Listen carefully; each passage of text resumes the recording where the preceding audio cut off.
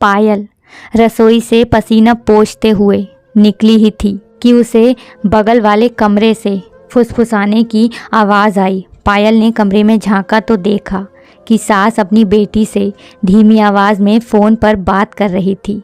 बेटा खुशबू, हमारा क्या है, आज नहीं तो कल चले जाएंगे, मगर तेरी भाभी को इतनी समझ तो होनी चाहिए कि अपनी सास को अच्छा अच्छा खाना खिलाए।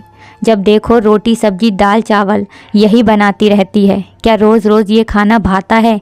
तेरी भाभी सुबह 7 बजे उठती है। घर की लक्ष्मी को सुबह सूरज निकलने से पहले उठ जाना चाहिए, मगर उसे कौन समझाए। कपड़े धोने के लिए मशीन लगाती है, पोछा बर्तन सभी कामों के लिए बाई लगा रखी है।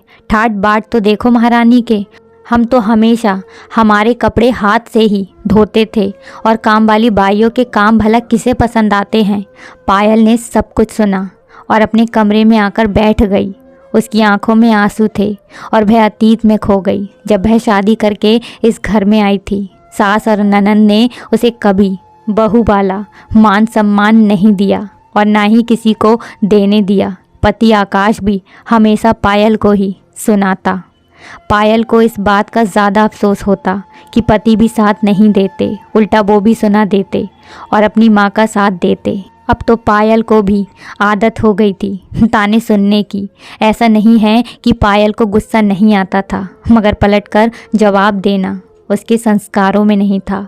पायल मन ही मन कुर्ती मायके में भी नहीं बताती थी, क्योंकि माता पिता परेशान होते, इसलिए वह उन्हें कोई टेंशन नहीं देना चाहती थी।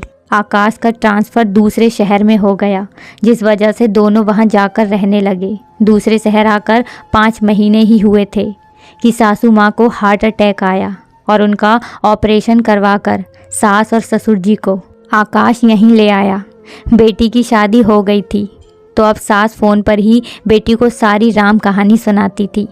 मम्मा मम्मा कहते हुए 4 साल की रिया जब कमरे में आई तो पायल को गोद में ले लिया और उसके साथ खेलने लगी। माँ बोली, पायल खाना बन गया हो तो लगा लो। पायल रसोई से दाल चावल सब्जी रोटी ले आई। उतने में ही आकाश भी आकर डाइनिंग टेबल पर बैठ गया। आकाश को देखते ही माँ बोली, मुझे तो आजकल खाने में कोई स्वाद ही नहीं लगता। यह बीमारों वाला खाना रोज़ रोज़ खाया नहीं जाता।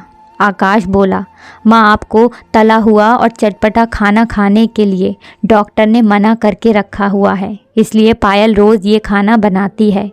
पकौड़े समोसे ये सब हम भी नहीं खा रहे हैं, बल्कि आपको तो ये सोचना चाहिए कि मेरी वजह से घर में तला खाना बन ही नहीं रहा है और कोई नहीं खा रहा है। माँ बेटे का जवाब सुनकर चुप बैठ गई।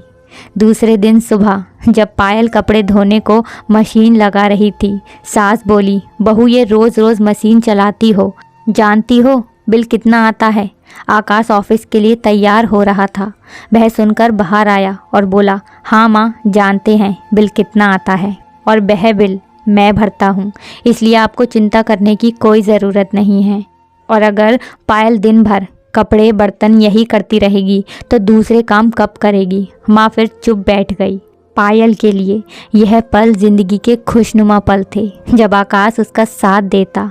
आज आकाश पहली बार पायल के लिए गजरा लेकर आया था और अपने हाथों से उसे पायल के बालों में लगाते हुए बोला, पायल हो सके तो मुझे माफ़ कर देना। पायल बोली, क्यों? आकाश बोला, एक दिन जब मैं अपने कमरे में ऑफिस का काम कर रहा था, मुझे बगल वाले कमरे से माँ की आवाज़ें सुनाई दी। वह छोटी को तुम्हारे खिलाफ बातें बता रही थी और मैं जब कमरे से बाहर आया तो मैंने तुम्हें ये सब सुनते हुए देखा।